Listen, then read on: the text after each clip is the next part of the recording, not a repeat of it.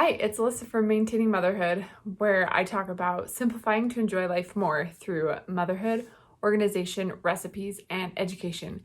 Today, I wanted to talk about how our family does primary.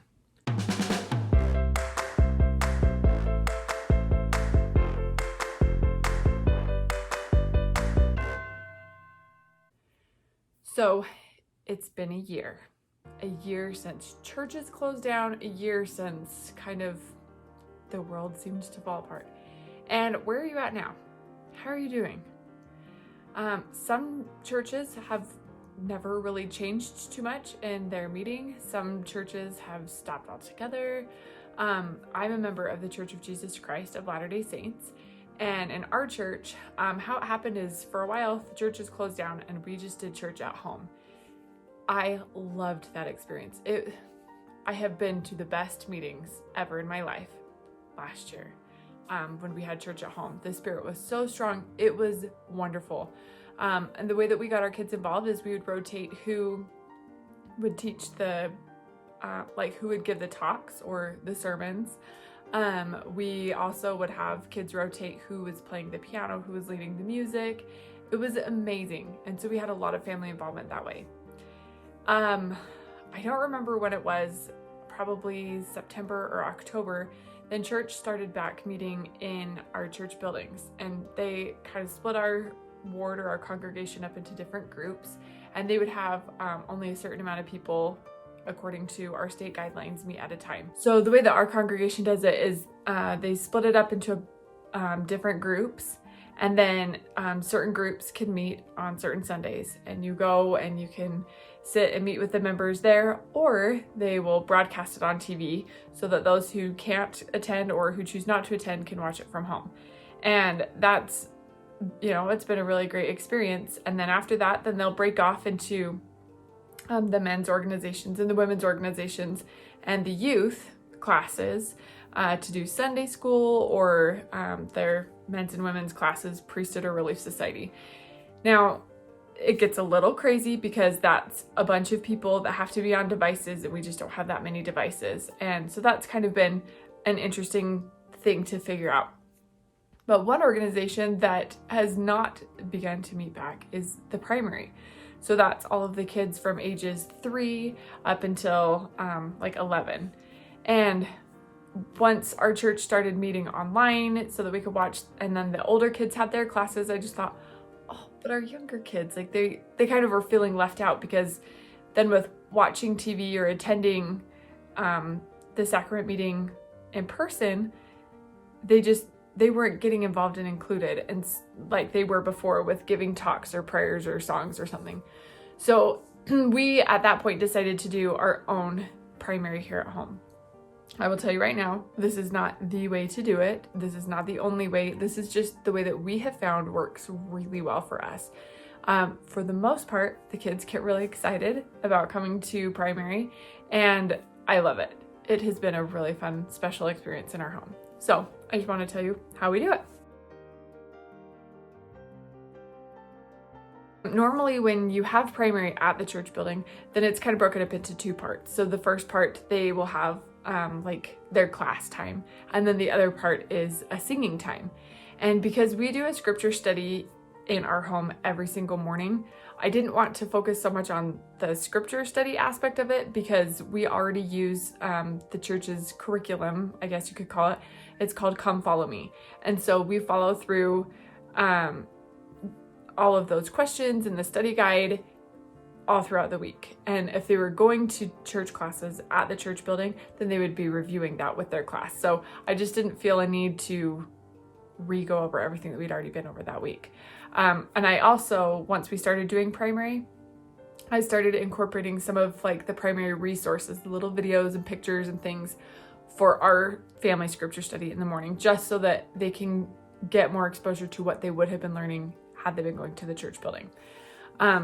And all of these resources are free online, or you can buy them from the church distribution store. They're less than $3 for the manual. It's very cost effective and fabulous questions, fabulous resource. I personally just choose to do it on my phone because then I can click all the links, or on an iPad. So if we're going to watch a video, I could just hold it up during scripture time and all the kids can follow along. So then what do we do on Sunday if we're not doing a Sunday school? Remember those two parts. There was the class and then there's the singing time. And so that's what I decided to focus on. Truth be told, I remember maybe 1 or 2 Sunday school classes ever growing up. But I could still sing to you nearly every single primary song that I ever learned. And so that is what I wanted to focus on for our primary, is those songs, the things that our kids will treasure in their hearts, the things that they'll sing as they're playing with their Legos or whatever throughout the week. And my 3-year-old, she does. She sings these songs all the time at the top of her lungs, and it is super cute. So the resource that we have decided to use for our primary is just the Friend magazine. And you can get this, it's like $10 for a year subscription. So that's less than $1 per magazine. Or again, it's online for free. I just like having this physical copy because it's easier for my kids to use because they don't sit on the tablet very often. This is the way that we use this. I'm a planner in so many aspects of my life, but when it comes to doing our stuff on Sunday, I don't want to have to sit and make a lesson plan because I don't know the attitudes of my kids in the morning. I just kind of like to go with the flow. So this is the easiest way I found to do this. Each Sunday we'll sit, we'll just kind of open it up. There, if you're familiar with this magazine, you could do this at your own home, but sometimes we'll read these little stories or we'll read like the thing for this month. So this is the March Friend. So like this month it's talking about Easter. So we'll talk a lot about Easter and we'll take turns having kids read it, or sometimes we'll cut out and do the activities. So we'll always do like one scripture story and we'll do one fun story and then we'll do one activity every week. And it usually kind of goes in order. So then look, here's an activity. We already did a scripture story, a fun story, and then kind of an activity. And that's just how we do it. So we also break it up with song. Again, because I'm super classy and I totally plan ahead every Sunday, right? I want to keep this simple. I have this cute little dish and inside are these little papers. And on each paper, it has a song that we're going to sing. So the ones that are folded up are the ones that we've already learned. The ones that are not folded are the ones that we're going to learn. And I will put the ones that we're going to learn for that month just in the bowl. And so we'll start with an opening song and a kid can choose one of these songs. And then we'll do one of the stories and then we'll learn a new song. So a kid will get to choose one of these strips. And like you can see, it's just handwritten, not hard at all, right? And then so we'll learn that song and then we'll do another thing from the Friend magazine. Then we'll do another review song and then we'll do the activity from the magazine and then we'll do a closing song. So it's a lot of singing, a lot of moving around, but it's worked and it's been great. So this is like the best time to do primary at home because there are so many great resources for learning the songs online. My favorite is Sister Seago on YouTube. And so we will watch, I choose hers over anybody else's because hers are so fabulous. But we'll watch her videos where they will teach you through an interactive way to sing the new song. And then I will just search on YouTube for any of the other songs for our reviews. So sometimes there will be the little bouncing ball for learning the songs, or the words will light up, or it will just be the words on the screen with the cute pictures behind. Or sometimes we'll just sing it with just the music. And again, all of these resources are free. You can find them on YouTube. You can find just the Primary Children's Songbook on the Gospel Library app.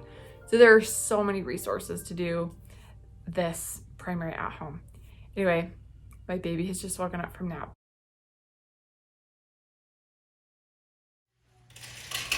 All right, guys. What? Let's do primary. Can we do alligators?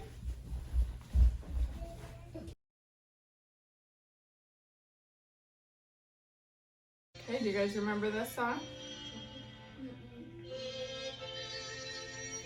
The Spirit will guide, and deep inside I know the Scriptures are true. Alright. You guys know this is the last week we use this one, and next week we're going to be using The April.